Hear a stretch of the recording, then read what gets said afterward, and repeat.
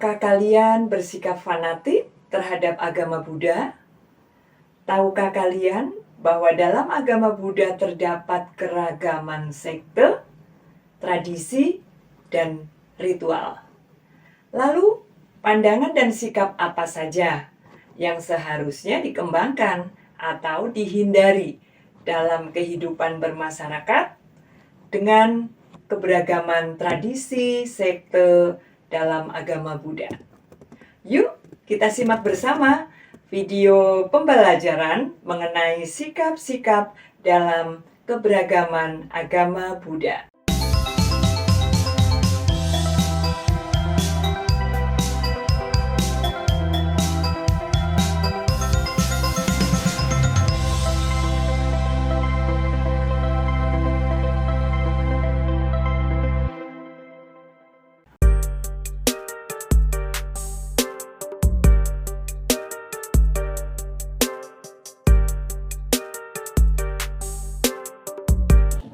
Halo anak-anak, salam damai dan bahagia, Namo Buddhaya.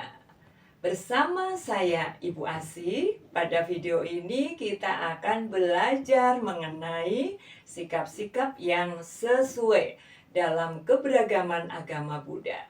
Ibu berharap setelah menonton video ini, kalian dapat membedakan beberapa pandangan dan sikap keberagaman serta dapat menentukan sikap yang tepat terhadap keberagaman dalam agama Buddha. Harapan Ibu, kalian nanti turut berperan menjaga kerukunan dalam keberagaman agama Buddha di Indonesia. Anak-anak yang terkasih, ternyata keberagaman agama dan sekte bukan saja ada di agama Buddha. Kalian tentu saja mengenal keberagaman agama di Indonesia. Agama resmi apa saja ya yang ada di Indonesia?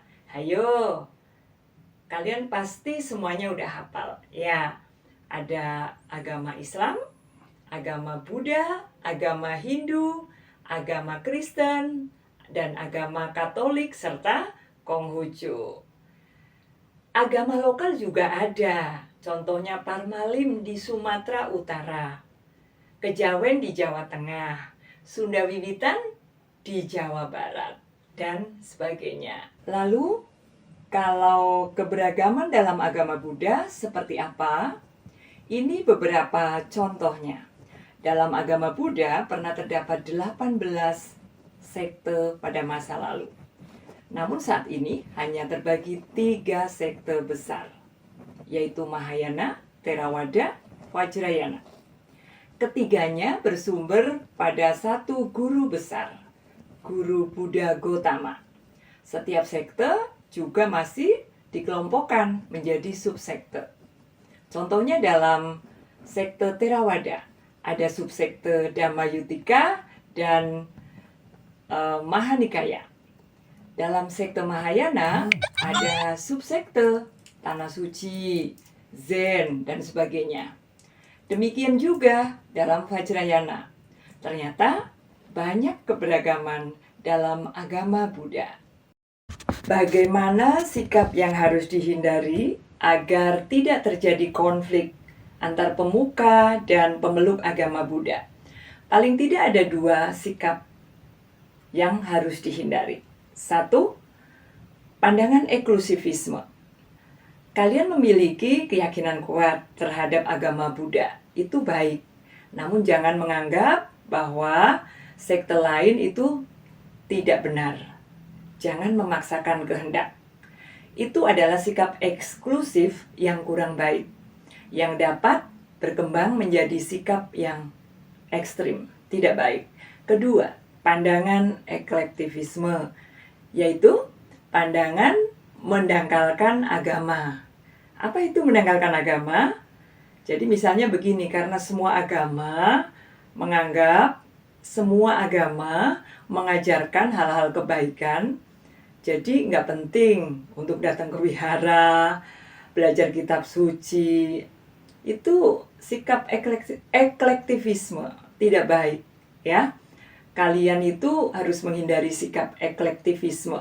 karena itu dapat berkembang menjadi sikap yang sekuler, bahkan ateis. Lalu pandangan dan sikap keagamaan seperti apa? Ayo yang harus kita kembangkan. Pertama, sikap inklusivisme. Sikap inklusif itu menghargai perbedaan sekte dan agama lain. Dalam pandangan inklusivisme, masih meyakini bahwa di sekte dan agama lain itu juga terdapat kebenaran yang diyakini orang lain, yang harus kita hormati. Namun kita juga jangan mengikuti ritual sekte atau agama lain jika bertentangan dengan Dharma. Kalian bisa ikuti kegiatan sosialnya, budayanya, itu adalah pandangan inklusivisme. Yang kedua, pandangan pluralisme. Pluralisme kadang disamakan dengan paralelisme. Kesetaraan. Istilah pluralisme dikaitkan dengan realitas kemajemukan sekte. Pandangan pluralisme itu meyakini bahwa kalian hakikatnya itu harus tahu kebenaran dalam setiap agama ataupun sekte. Ketiga, pandangan universalisme. Pandangan universalisme meyakini bahwa dalam setiap sekte ada agama, ada ajaran yang berlaku universal, yang berlaku bagi siapa saja, sama atau berbeda sekte dalam agama. Misalnya, hukum karma. Hukum karma itu berlaku bagi siapa saja, umat Buddha ataupun non-Buddhis.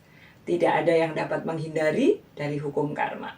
Yang berbuat baik akan memetik kebahagiaan, dan yang berbuat jahat akan mengalami penderitaan.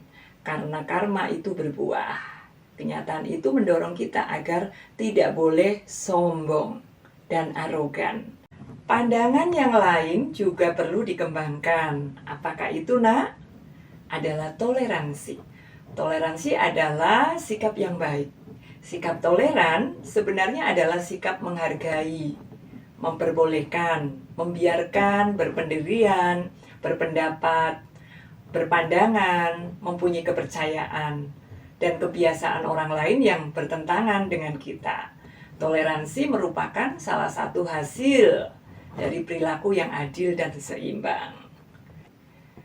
Ketika inklusivisme, pluralisme, universalisme, dan toleransi dikembangkan, maka kerukunan dapat tercipta.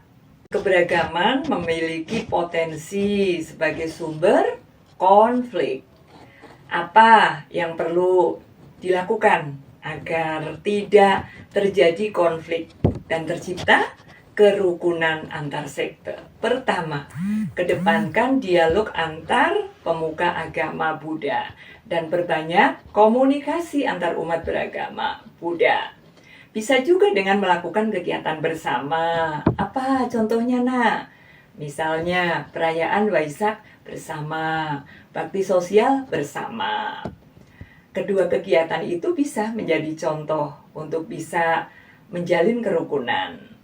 Pemimpin dan pemuka agama juga harus dapat menjadi teladan dalam mengarahkan umat agar tetap saling menghargai perbedaan dan tetap menjaga kerukunan.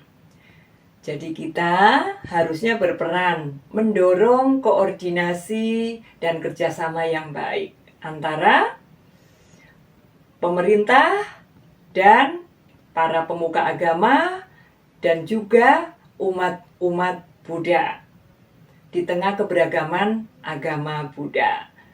Teladani pesan Raja Asoka agar mengedepankan toleransi.